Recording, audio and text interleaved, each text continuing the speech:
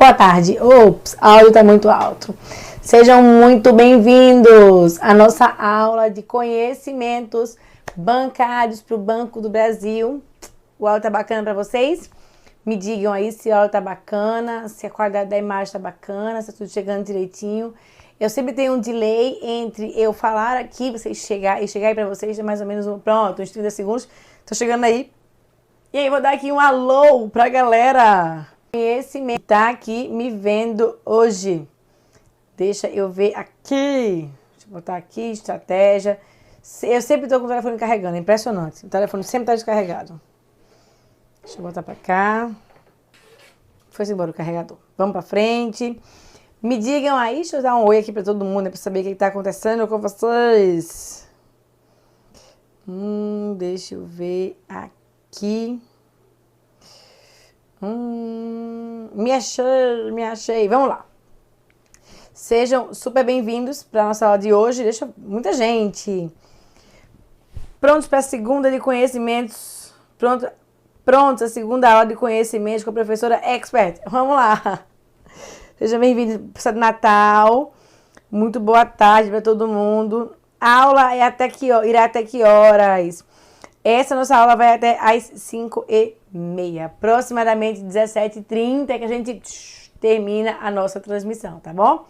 Deixa eu ir falando aqui com todo mundo. Vamos lá. Sobre organizar aqui, que a Tainara perguntou para mim. Esse seria o início de um curso específico ou é a continuação, nesse caso aqui, de alguma aula? Haja vista que já deve ter postado a Semana do Banco do Brasil para a próxima semana. Hoje eu vou fazer uma aula que não é do meu curso extensivo, mas é uma aula que ajuda os alunos que estão no curso extensivo. A gente vai fazer uma aula hoje que a proposta dela é all in one, né? Tudo em uma. Tudo que eu preciso saber sobre o Sistema Financeiro Nacional em 30 segundos, em 30 minutos. Aí eu vou explicar a vocês os principais pontos, meio modelo resumão ali. Fecha o resumo que a gente faz, bateria de questões de 2018, 2019 e 2020. Então é essa a lógica. A gente vai pegar 4 dos principais conteúdos que tem maior relevância e o que não tem relevância, que pode ter relevância sim na sua prova, tá? Então assim vai ser a nossa dinâmica hoje com esses 4 conteúdos. Deixa só eu arrumar aqui, fiz uma besteira. Vamos lá, telefone, me ajuda, me ajudou. Vamos lá, que mais? Deixa eu ver aqui, tem mais de perguntas. Pronto, vamos lá, entendi. Beleza. Vamos ver aqui. A gente tem aula. A aula vai ser 3h30. Nesse caso aqui, vale uma informação importante. Francisco, que bom que vocês gostam. Tô bonita, meu bem? Maquiagem. Você não sabe a maquiagem prévia para que fique todo mundo bonito aqui, hein? O cabelo dele é escovado, né? Mas, vocês são melhores. Sábado à tarde, a pessoa, eita, que tá bonita. Vocês são o máximo. Que bom. Então, vejam só. A gente vai ter semana agora do Banco do Brasil. Só todo mundo ficar ciente. A semana toda de Banco do Brasil. E aí, pontos importantes dentro dessa semana. Que pontos são esses que são essenciais para que você compreenda. Ao longo das noites, vocês terão vários webinários que os professores vão falar sobre incidência de questões, sobre como estudar, a evolução do concurso e sempre de manhã e tarde com aulas. A minha aula de conhecimentos bancários é a última da semana, então eu volto para falar sobre um tópico quente de conhecimentos bancários na sexta-feira às 14h, esse mesmo horário, só que na sexta da semana que vem. E além disso, um outro ponto essencial nesse caso aqui é que a gente continua tendo as nossas aulas do curso extensivo de conhecimentos bancários. A gente continua tendo aula ali regular de conhecimentos bancários, tá joia? Então é isso, sejam super bem-vindos. A gente tem muita coisa para fazer hoje. A gente vai fazer aproximadamente 1h15 de aula. A gente faz intervalo para mais 1h15. Eu vou ver aqui o tempo certo, tá bom? Então vamos embora, vamos aqui, dúvidas, perguntas, vão colocando aí no chat. Ao longo da aula, para a gente poder se familiarizar com essa dinâmica, eu não consigo ver muitas dúvidas de vocês, porque senão tem que pegar o telefone, fica um negócio meio estranho. Mas antes do intervalo, eu volto e aí a gente já inicia nosso tira dúvidas, tá bom? Então eu vou jogar aqui a vinheta A gente começar a fazer agora conteúdos de conhecimentos bancários. Tudo que eu preciso saber em 30 minutos de 4 assuntos específicos que aparecem sim na sua prova. Vamos junto.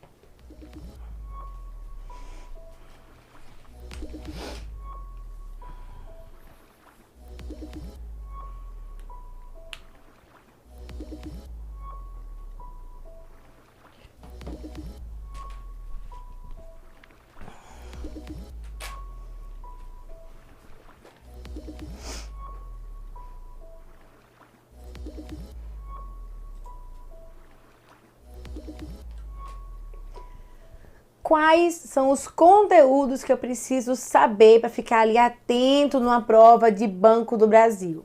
Bem, existem alguns conteúdos que têm forte relevância numa prova de Banco do Brasil. O primeiro deles, que tem uma ampla relevância para as provas, tá aqui, é saber sobre Sistema Financeiro Nacional.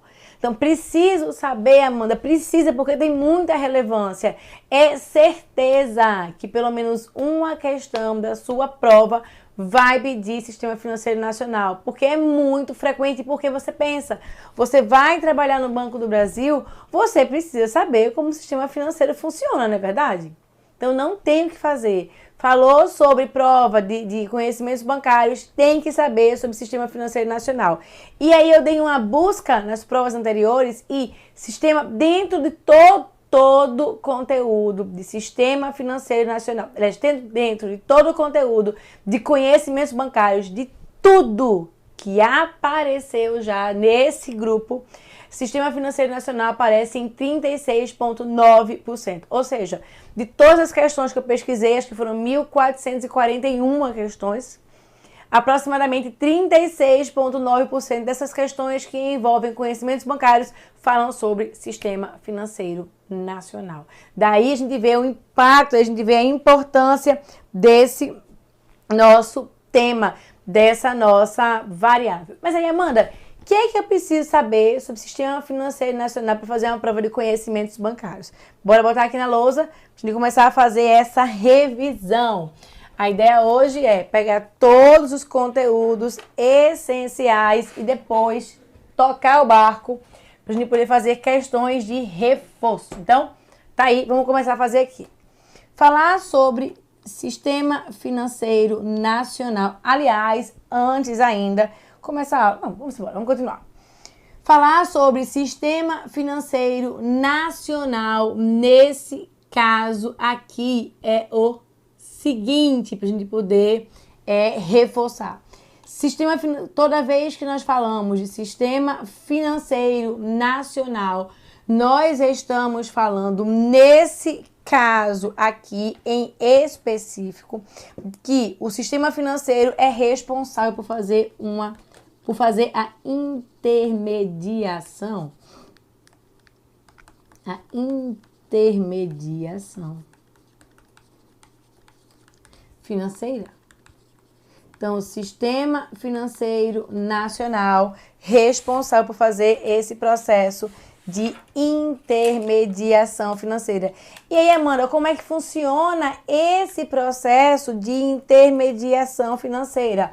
Ora, nesse caso aqui, a intermediação financeira acontece quando os recursos migram do que nós chamamos de agente superavitário. Chama aqui, agente superavitário. Esses recursos migram desse agente superavitário para um outro agente chamado de agente deficitário. Não vou entrar aqui no detalhamento dessa intermediação, mas é importante saber que quando nós falamos em intermediação financeira, nós estamos, nesse caso aqui, nós como falamos em termos de Sistema Financeiro Nacional, nós estamos falando necessariamente, nesse caso aqui, em um processo de intermediação financeira. Só que não é isso aqui que cai na prova especificamente. O que vai cair muito, que aparece Demais nas provas de vocês é quando nós falamos em termos. É quando nós falamos, nesse caso aqui, em termos da estruturação desse sistema financeiro nacional. E aí, Amanda, como é que esse sistema financeiro nacional ele é estruturado? Ele vai ser estruturado em termos de órgãos normativos. Então, estão aqui os nossos órgãos normativos. Dá mais aqui? Órgãos normativos. Ele está falando, a gente vai ter essa estruturação em termos de entidades supervisoras e, finalmente, aqui os operadores. Então, é isso que nós temos nesse caso, quando nós falamos em estruturação do nosso sistema financeiro nacional, e eu não posso errar essas condições. Ora, Amanda, quem são os órgãos normativos dentro desse sistema financeiro nacional? São os conselhos. E quem são esses conselhos? Eu tenho o Conselho Monetário Nacional, considerado órgão máximo do sistema financeiro, embora aqui eu queira fazer uma consideração, eu não posso dizer que ele vai ser o órgão máximo, porque ele está... Deixa eu derrubar tudo aqui.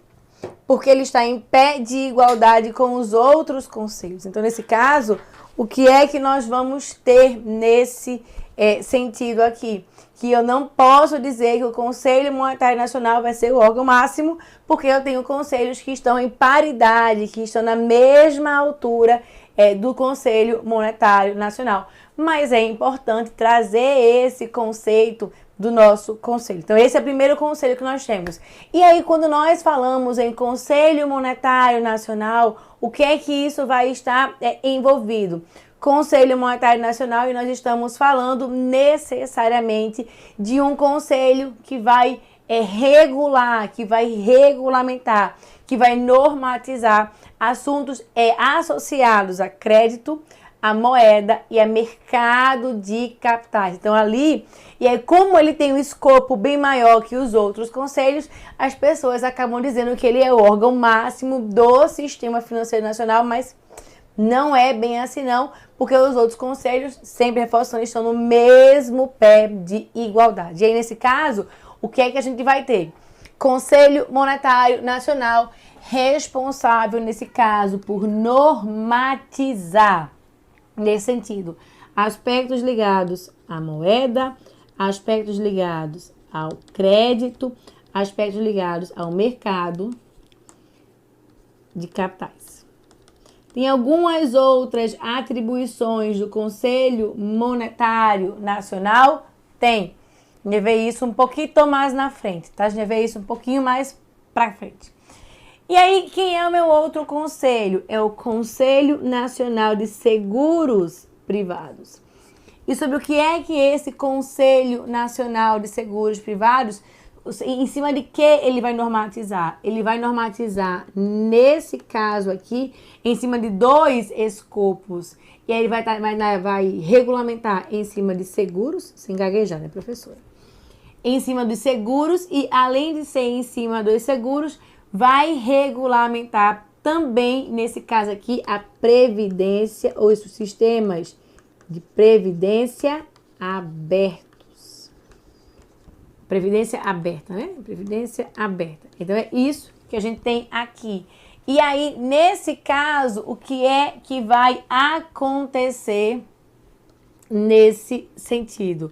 O que vai acontecer nesse caso aqui é que, como o escopo do Conselho Nacional de Seguros Privados ele é menor, as pessoas tendem a achar que ele é menos importante, mas não é. Ele possui a mesma importância do Conselho Monetário Nacional, só que o Conselho Monetário Nacional tem um raio de ação maior e por isso acaba estando em mais locais, aparentemente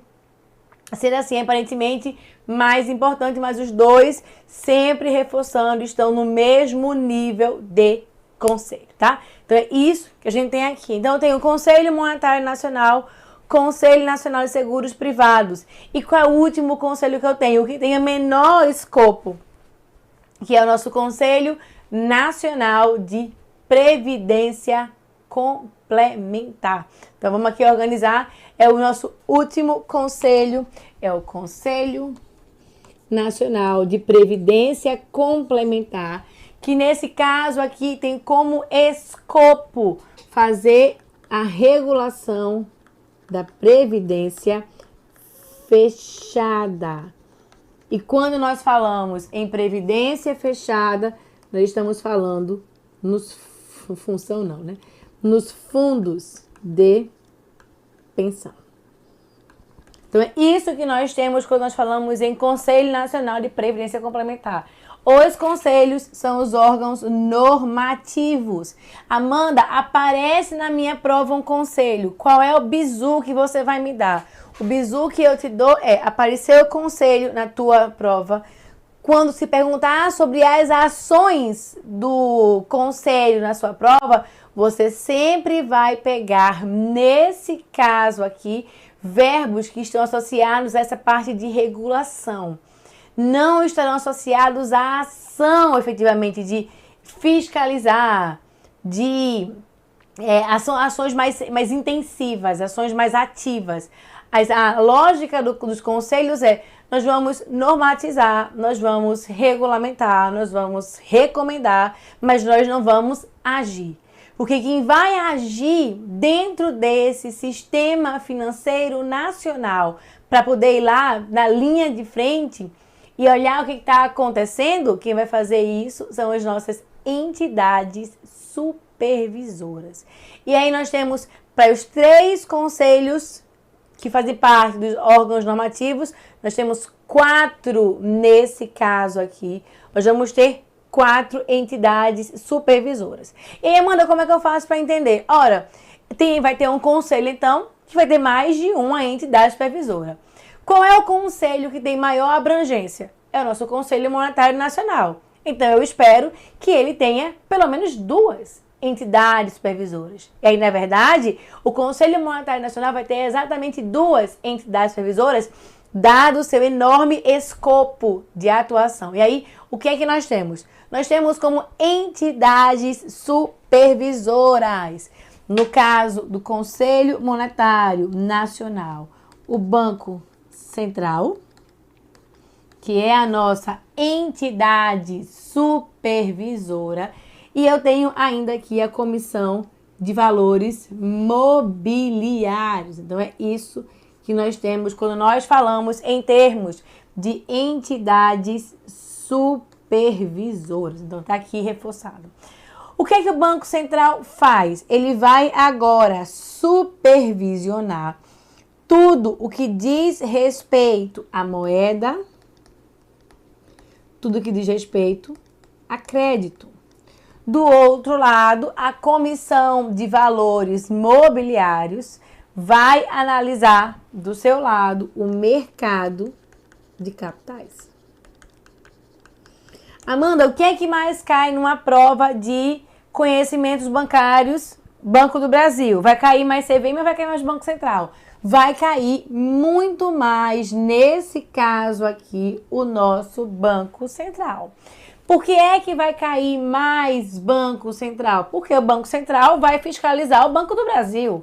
Então, eu tenho que saber, nesse caso, como é que a minha entidade supervisora se posiciona para fazer a minha fiscalização. Então, o que é que vai acontecer? Eu preciso saber como é que o Banco Central vai agir nessa situação aqui, para que eu possa me prevenir, para que eu possa saber o que é que vai acontecer. Então, é isso que está aqui quando nós falamos em termos de entidades supervisoras. Banco Central fiscaliza instituição financeira, fiscaliza tudo que fala diz respeito à moeda, a crédito.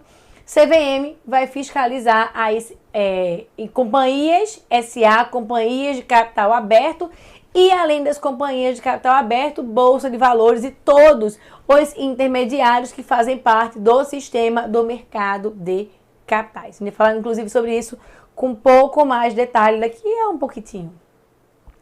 Então, eu tenho ali que o Conselho Monetário Nacional tem que fazer sentido na mente de vocês, não é para decorar. O Conselho Monetário Nacional, por ter um escopo maior que os demais conselhos, vai precisar ter duas entidades supervisoras.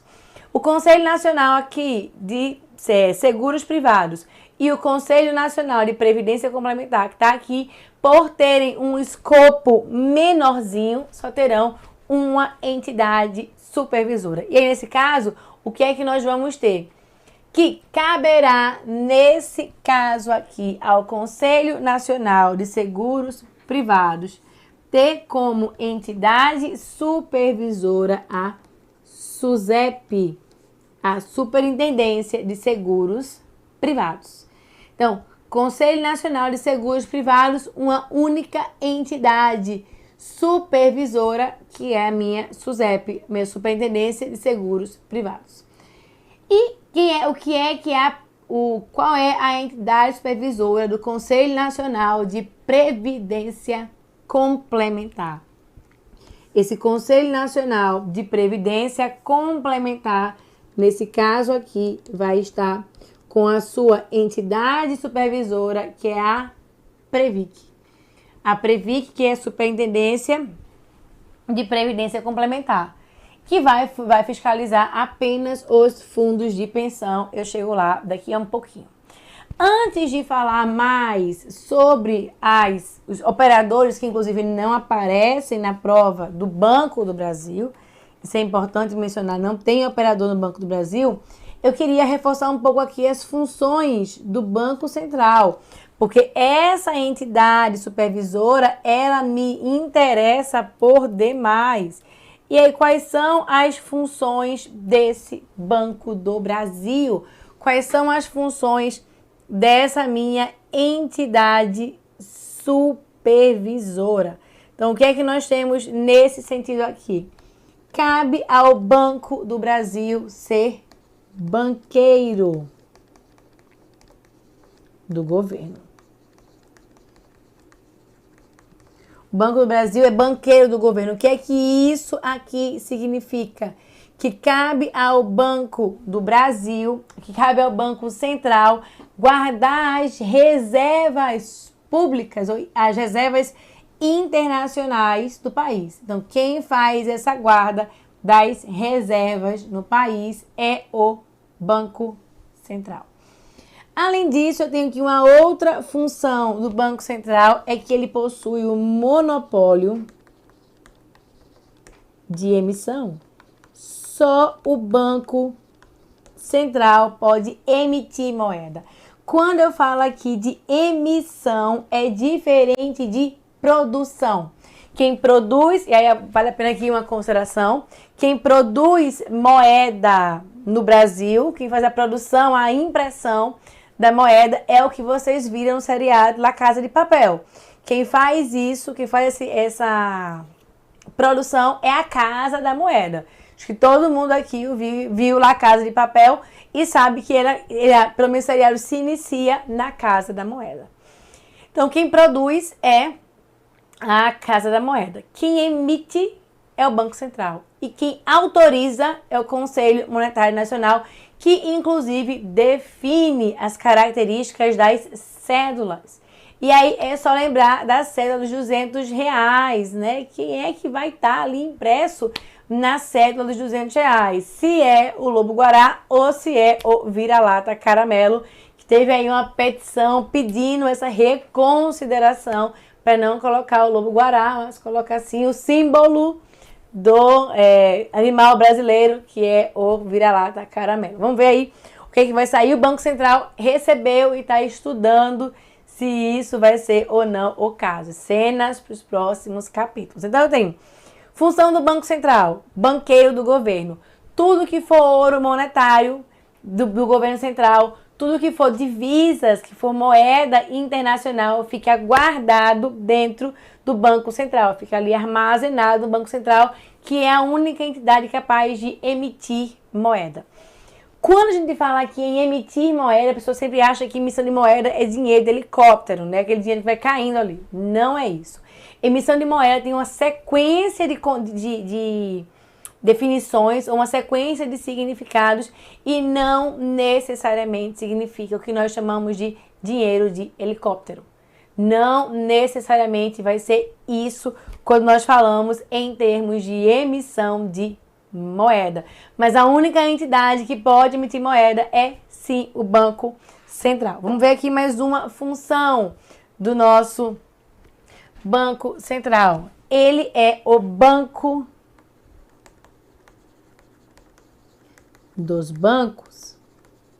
Cabe ao Banco Central fazer empréstimo aos bancos comerciais em uma operação, nesse caso aqui, em uma operação chamada de operação de redesconto. Então, é isso que nós temos nessa situação. Então, quando eu falo em termos, nesse caso, de Banco Central, eu estou falando que ele pode emprestar recursos aos bancos comerciais através de operação de redesconto, e essa função é chamada de Banco dos Bancos. Amanda, os bancos podem pegar recursos emprestados de outros bancos? Sim, através das operações interfinanceiras. Não vê isso aqui, mas isso pode acontecer, mas eu preciso saber qual é a função do Banco Central e ele é Banco dos Bancos. Então é isso que está aqui reforçado pra gente. Então, o que é que vai acontecer nesse caso aqui? Além de ser banco dos bancos e banqueiro do governo, o Banco Central tem como função ser um supervisor. É uma entidade supervisora do sistema financeiro. Aqui ele é supervisor do sistema financeiro e aí supervisiona as instituições financeiras. Quer ver o terror de um banco, seja lá qual for, é dizer, vai ter supervisão do Banco Central dentro da nossa instituição. A turma fica enlouquecida. Quer ver uma outra forma de enlouquecer uma pessoa no banco? É dizer, vou abrir ouvidoria no Banco Central. Porque fica muito mal vista aquela agência que recebe uma ouvidoria, uma queixa no Banco Central, porque o Banco Central é uma entidade supervisora muito próxima das instituições financeiras. E ninguém gosta de receber uma ouvidoria ou uma reclamação no Banco Central, porque isso inclusive mexe com o ranking das instituições financeiras em termos de reclamação. Então não pega bem receber uma ouvidoria negativa do Banco Central. Além disso, eu tenho o seguinte nesse caso aqui, que além de ser supervisor do sistema financeiro, cabe ao Banco Central ser o executor de duas políticas, da política monetária, que envolve aqui taxa de juros, eu vou falar já já sobre isso aqui. E cabe ainda ser executor, nesse caso, da política cambial. Sobre política monetária, o Banco Central é executor da política monetária. E aí, nesse sentido aqui, eu tenho que fazer uma conexão. Parte da diretoria do Banco Central faz parte do Copom, do Comitê de Política Monetária. Então, o Copom vai definir a taxa de juros da economia e caberá ao Banco Central fazer essa política monetária dentro de um mercado que nós vamos revisar daqui a pouco, que é o nosso mercado monetário. Então, tá aqui a definição. O Copom define essa taxa de juros que hoje no Brasil é de 2% ao ano. Tem que olhar essa taxa pertinho do dia da prova para levar isso na cabecinha. E quem define e essa taxa de juros aqui, ela é definida com base no que o CMN define, que é a meta de inflação. O CMN define 2 anos antes qual é a meta de inflação. E aí cabe ao Copom definir qual é a taxa básica de juros. E o Copom vai fazer isso, sim, olhando qual vai ser a meta de inflação e qual é o índice de inflação oficial. E no nosso Brasil, esse índice de inflação oficial é o IPCA, o Índice de Preços ao Consumidor Amplo, tá? Então é isso que a gente tem nesse caso aqui para poder reforçar. Veja como é profunda, ou como são profundas as funções do Banco Central. Finalmente, eu tenho aqui ainda uma última função do Banco Central, é que ele é assessor econômico do governo. Assessor econômico do governo. Então é isso que nós temos nesse caso, quando nós falamos em termos de funções do Banco do Brasil. Fazer política cambial é mexer na taxa de câmbio da economia. A gente vai falar um pouquinho sobre isso mais na frente em termos de mercado cambial também. Então, quais são as funções desse nosso Banco Central? Está ali fazendo supervisão de moeda e de crédito, e essas seriam as 6 funções do Banco Central. Só para reforçar aqui, ele vai fazer política cambial no nosso mercado. No nosso mercado cambial. Então é isso que nós temos para poder reforçar. Amanda, e os operadores do Banco Central? Os operadores do sistema financeiro. Preciso me preocupar com isso? Não, não aparece nas provas do Banco do Brasil, só aparece nas provas da Caixa Econômica. E aí eu vou dar um bizu.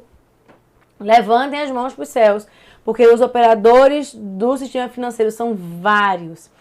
E aí a chance de você escorregar em alguma função é muito, muito grande, tá? Então é isso que nós temos aqui. Preciso me aprofundar na função da CVM, da SUSEP e da Previc? A minha percepção é que não, mas vale aqui um resumo. O resumo é o seguinte: quando nós falamos de CVM, é ela que vai estar mexendo ali no mercado de capitais. Quando nós falamos de mercado de capitais, associa sempre, nesse caso aqui, a Bolsa. Então, falar em mercado de capitais é falar de bolsa. Para falar de bolsa, eu tenho que falar sobre as companhias de capital aberto que estão listadas nessa bolsa. E eu tenho que falar ainda de corretoras e de distribuidoras de valores mobiliários. Então, esse aqui seria o escopo bem mais curto da CVM. Obviamente, se nós fôssemos fazer uma prova de CVM, aí o buraco era mais embaixo, porque a CVM tem uma sequência enorme de alterações ou de constituições quando nós falamos em termos mais específicos, tá? Mas não vai aparecer para vocês. Um ponto importante é que se o Banco Central e a CVM passarem alguma penalidade para um operador, esse operador pode recorrer ao Conselho Nacional de Recursos do Sistema Financeiro Nacional. É a segunda e última instância administrativa que as entidades podem recorrer em uma penalidade do Banco Central, da CVM e, como nós vamos analisar, do COAF também. COAF que não ficou o IF, COAF que ficou COAF mesmo, tá? Além do Bacen e da CVM, eu tenho ainda como entidade supervisora a SUSEP. Aliás, antes ainda vale aqui uma consideração em termos de regulamentares. Hoje, o presidente do Banco Central, ele é indicado pelo ministro da Economia, no nosso caso, Paulo Guedes, e nomeado pelo presidente da República. Mas existe um PL, existe um projeto de lei que vai mudar a regra da diretoria do Banco Central, que busca mudar a regra de nomeação da diretoria do Banco Central. Hoje, os diretores do Banco Central são indicados pelo próprio presidente do Banco Central e eles têm um mandato que coincide com o mandato do chefe do executivo, o presidente da República, e existe um projeto de lei para mudar isso, para que esses diretores tenham mandatos descasados com o mandato do presidente. E aí a ideia dessa sensação, ou desse objetivo, é que não exista uma associação política tão forte entre Banco Central e governo federal. Tá? Então, por conta disso, existe esse PL, ainda não é lei, que solicita que seja descasado o mandato dos diretores do mandato do presidente da República e do presidente do Banco Central.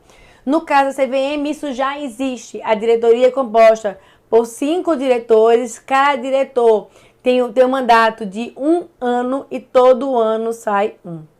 Então, eu entrei agora, quando eu entrei no lugar de quem está saindo. Tem 4 aqui ainda que estão do antigo mandato. Aí esse aqui vai sair, aí entra uma pessoa para esse canto aqui. É um rodízio e isso faz com que a CVM não esteja submetida a tanta intervenção política, porque a diretoria roda num prazo bem diferente do prazo do governo. Mas isso é uma questão que ainda não virou lei, mas tem que ficar atento, porque se virar lei, essa questão da diretoria vai cair na sua prova. Ainda é uma PL. Vamos continuar aqui na frente. SUSEP, nesse caso aqui, o que é que nós temos para poder reforçar?